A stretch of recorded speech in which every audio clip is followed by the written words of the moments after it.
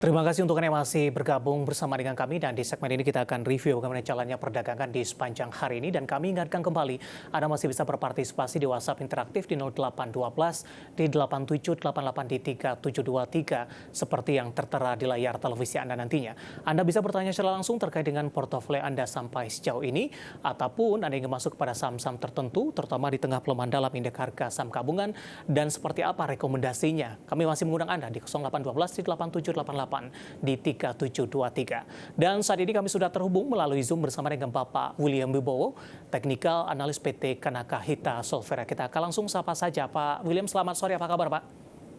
Sore Pak David, kabar baik. Terima kasih Pak William sudah meluangkan waktu di IDX Channel. Hari ini di awal pekan, indeks harga saham gabungan melanjutkan pelemahan dan tekanan semakin dalam.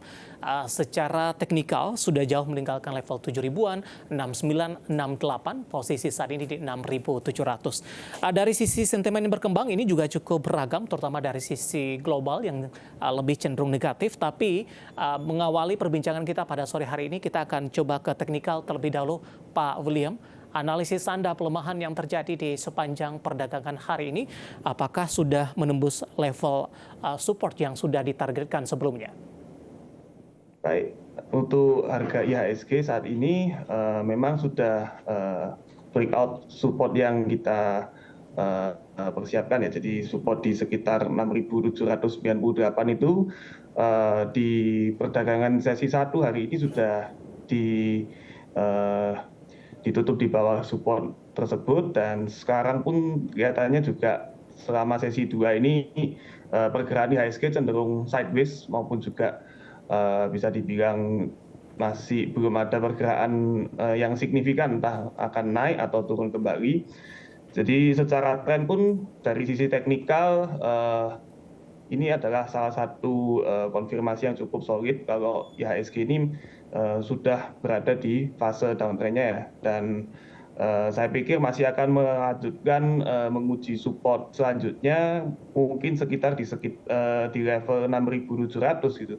Dengan resistance terdekat saya pikir ada di 6.870 untuk IHSG saat ini. Baik, dari sisi fundamental, terutama dari sisi sentimen dari global tampaknya masih belum berpihak. Perang Hamas dan Israel, kemudian juga kenaikan harga minyak, inflasi tinggi, dan muaranya nanti adalah kebijakan The Fed yang akan tetap mempertahankan suku bunga tinggi. Dan kemarin juga Bank Indonesia juga di luar ekspektasi menaikkan suku bunga acuan. Bagaimana Anda melihat dari sisi sentimen ini, Pak William? Ya, dari sisi sentimen juga sangat mendukung untuk adanya pelemahan IHSG ya, dan kelihatannya saat ini sedang minim sentimen positif untuk pendorong IHSG untuk kembali naik dari sisi sentimen maupun fundamental ekonomi kita ya, secara nasional maupun internasional, mengingat inflasi yang masih tinggi, kemudian situasi geopolitik dunia khususnya perang Israel dengan Palestina ini saya pikir cukup berdampak signifikan bagi IHSG kita saat ini ya, dan juga potensi kenaikan suku bunga kita yang masih bisa berlanjut bisa jadi sentimen selanjutnya untuk terbatasnya penguatan IHSG. Baik, Pak William, sementara dari dalam negeri, tahapan dari Pilpres 2024 tampaknya juga menjadi fokus, terutama deklarasi dari Capres dan Cawapres ini terbaru. Cawapres yang sudah ditunggu-tunggu para investor ini sudah diumumkan begitu.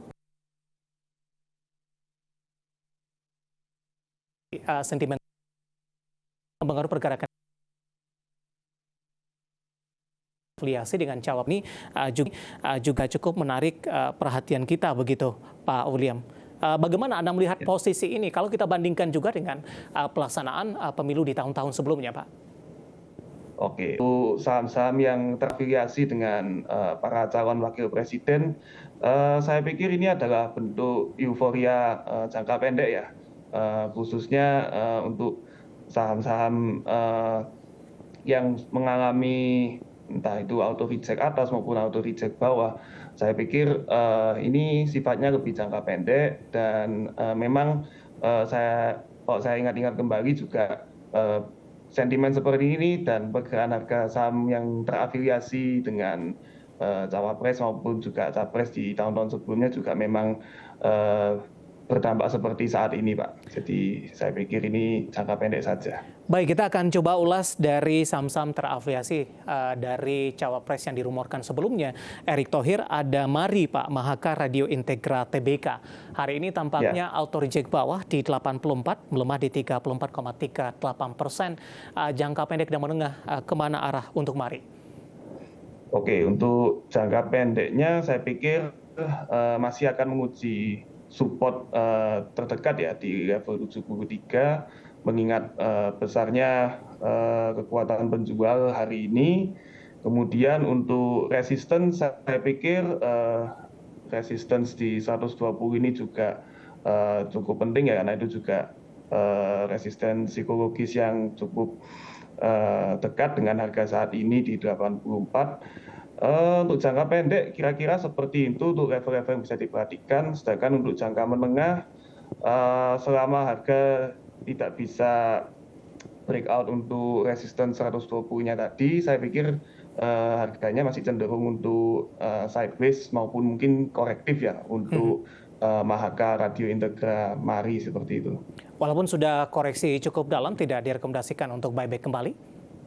Saya pikir sifatnya lebih spekulatif terlebih dahulu ya, khususnya mengingat IHSG yang mengalami tekanan cukup besar hari ini. Baik, selanjutnya kita beralih ke saham terafiliasi lainnya, ada ABA Mahaka Media Tbk. Hari ini koreksi di 10,00% di level 81. Ya, baik. Untuk ABA, saya pikir juga similar ya, namun kelihatannya juga penurunan harganya tidak se ekstrim untuk penurunan harga Mari tadi. Saya pikir akan menguji support di sekitar 75 ya untuk jangka pendeknya, dengan resistance terdekat di level sekitar 88. Untuk jangka panjang memang masih ada peluang untuk harga kembali melanjutkan uptrend-nya ya, karena penguatan harga selama 3 hari berturut-turut ini cukup signifikan, cukup banyak resistance yang di breakout. Ada peluang untuk jangka menengah harga ABA ini bisa mungkin menguat kembali, menguji resistance 95 sampai 100 ya untuk jangka menengahnya, selama harga ini tidak breakout atau ditutup di bawah support 75 gitu.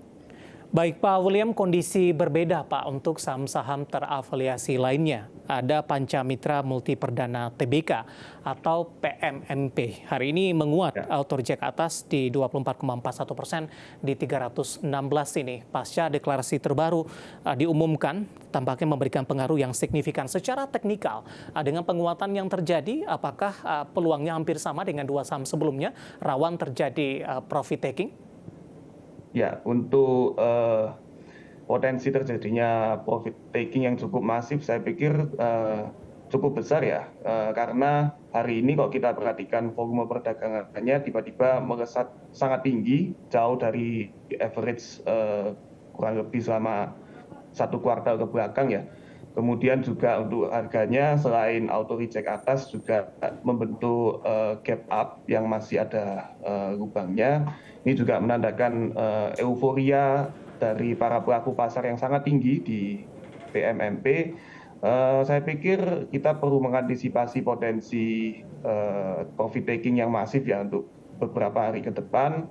Namun secara tren saya pikir selama harga tidak closing di bawah supportnya di 282, saya pikir masih lebih besar potensinya untuk melanjutkan penguatannya kembali ya. Paling tidak ke sekitar resistance-nya di 350 sampai 340 gitu Pak. Baik, analisis saham-saham yang terafiliasi dengan cawapres yang mengalami fluktuasi cukup signifikan, dan lagi-lagi keputusan investasi tetap ada di tangan pemirsa IDX Channel. Pak William, di tengah rilis kinerja keuangan yang diharapkan mampu memberikan booster bagi indeks harga saham gabungan, tampaknya belum memberikan pengaruh yang cukup signifikan. Apakah memang dari sisi sentimen global masih dominan saat ini, sehingga rilis kinerja belum memberikan dampak yang cukup berarti, terutama untuk indeks harga saham gabungan? Ya, baik Pak David. Saya pikir memang sentimen global saat ini dampaknya sangat signifikan ya bagi kinerja IHSG maupun juga emiten-emiten yang biasanya mendapatkan sentimen positif dari rilis laporan keuangan tersebut. Saya pikir selain inflasi, kemudian juga melemahnya nilai tukar rupiah terhadap US dollar, adanya potensi krisis pangan di waktu-waktu yang akan datang itu juga menjadi salah satu pertimbangan ya kenapa IHSG ini susah untuk melanjutkan kembali penguatannya yang merupakan sebuah potensi naiknya inflasi di negara kita. Mengingat juga mulai banyak negara-negara eksportir pangan yang mulai mengurangi bahkan menghentikan ekspornya. Tentu saja ini bisa menjadi sentimen negatif ya untuk negara kita yang saat ini juga masih dalam kemarau panjang yang secara pangan pun kita juga mengalami dampak negatifnya, Pak. Dengan melihat potensi yang ada, Pak William, dengan pelemahan dalam yang terjadi hari ini dari Kanaka, ada semacam revisi tidak, Pak? Terutama untuk target indeks harga saham gabungan sampai dengan akhir tahun ini.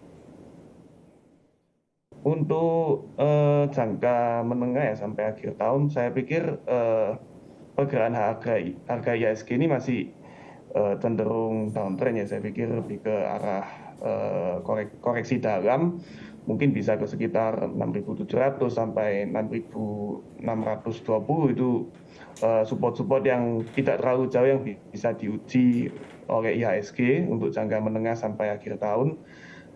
Dengan resistensinya saya pikir tetap sama ya di 6.870 karena memang penurunan yang terjadi hari ini yang sudah di atas 1% ini merupakan salah satu konfirmasi kalau harga masih akan melanjutkan penurunannya.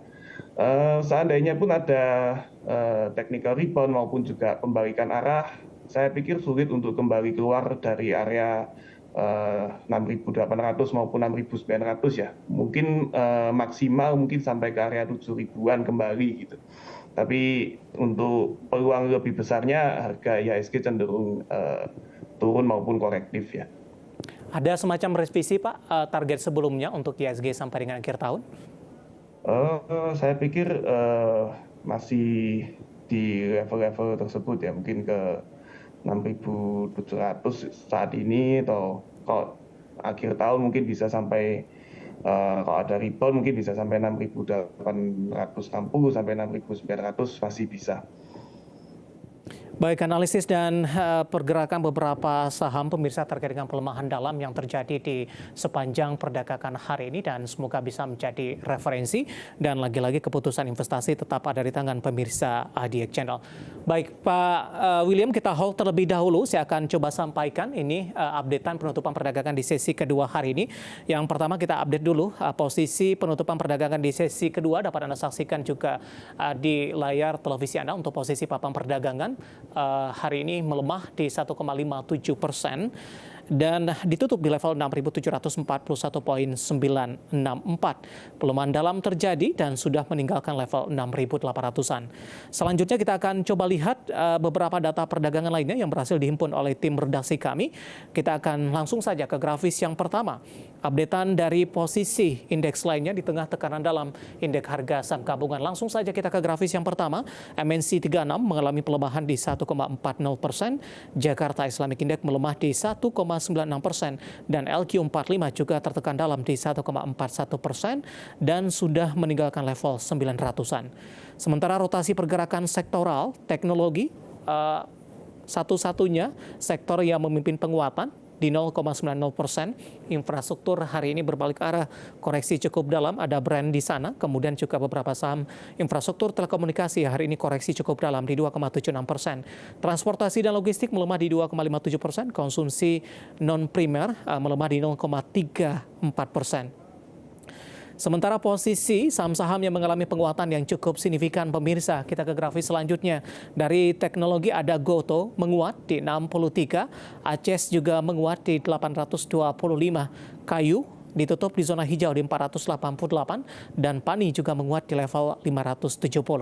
Sementara posisi saham-saham yang mengalami koreksi yang cukup dalam dan menjadi pemberat untuk indeks harga saham gabungan. Ada Brand hari ini melemah cukup dalam setelah auto reject atas pasca IPO di 3.740. Kemudian induk usahanya Medco hari ini juga koreksi dalam di 1.500. Astra Internasional melemah di 5.600 dan Telkom dari infrastruktur telekomunikasi hari ini juga pemberat ditutup melemah di 3.610. Ya, updatean perdagangan di penutupan sesi kedua hari ini dan semoga bisa menjadi referensi untuk Anda, terutama dalam menghadapi perdagangan di keesokan harinya.